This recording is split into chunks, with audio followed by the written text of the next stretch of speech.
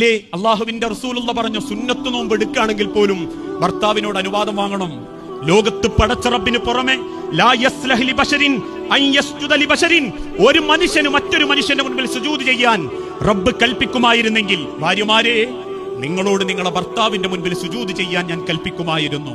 അത്രക്ക് സ്ഥാനുണ്ട്. ഓരോ ആണിന്റെ നെഞ്ചിന്റെ സങ്കടം അറിയണം, ചേർത്ത് നിർത്തണം. ഉള്ളത് മതിക്ക, ഉള്ളതിനനുസരിച്ച് ജീവിക്കാന്ന് പറയണം. എന്തെങ്കിലും ഒന്ന് കുറഞ്ഞു പോയതിന് പരാതിയും കുറ്റപ്പെടുത്തലും നടത്തരുത്. ദീനീപരമായ കാര്യങ്ങൾ പറയുമ്പോഴേക്കും മൂപ്പർക്ക് ഇച്ചിരി ദീന് കൂടുതലാ എന്ന് കളിയാക്കരുത്. കുടുംബക്കാരുടെ പരിഹസിക്കരുത്. അയാളെ ഇഷ്ടങ്ങൾ അറിയണം, ചെറിയ ചെറിയ മോഹങ്ങൾ അറിയണം. ആ മോഹങ്ങളും ഇഷ്ടങ്ങളും അറിഞ്ഞ് നെഞ്ചോട് ചേർന്ന് നിൽക്കാൻ സാധിക്കണം. അതോടൊപ്പം തന്നെ ഒരു പെണ്ണുണ്ടാക്കേണ്ട ഏറ്റവും വലിയ സ്ഥാനം ആ ഭർത്താവിന്റെ മനസ്സിലുള്ള സ്ഥാന.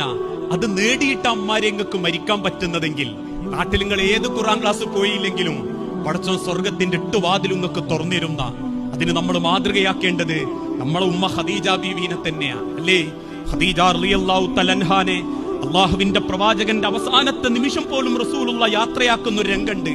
ഖദീജ ബീവി മരിച്ചു എന്നറിഞ്ഞപ്പം അന്ന് വരെ വാവിട്ട് കരയാത്ത പ്രവാചകൻ 2 അണപ്പല്ല് പുറത്ത് കാണുമാറ് കരയാൻ തുടങ്ങി. സഹാബാക്കൾ എങ്ങനെയൊക്കെയോ റസൂലുള്ളാഹിനെ ആശ്വസിപ്പിച്ച് ഖദീജ ബീവിന്റെ മയ്യത്തെടുത്ത് കബറിന്റെ അരികിലെത്തി. ആ കബറിന്റെ അരികിലിരുന്ന് കരയുന്ന റസൂലുള്ളാഹിനെ ചൂണ്ടി സഹാബത്ത് ചോദിച്ചു, നബിയേ, നിങ്ങൾക്ക് അത്രക്ക് ഇഷ്ടായിരുന്നോ നിങ്ങളെ ഖദീജാനെ? അള്ളാഹുവിന്റെ പ്രവാചകൻ സങ്കടത്തോടെ പറഞ്ഞു, ആകാശം പടച്ചോൻ തരാന്ന് പറഞ്ഞാലും ഞാൻ എന്റെ ഖദീജാനെ തിരിച്ചു ചോദിക്കും. എനിക്ക് അത്രക്ക് ഇഷ്ടം എന്റെ ഖദീജ. എന്തുകൊണ്ടാണെന്നറിയോ ഉമ്മാരെ?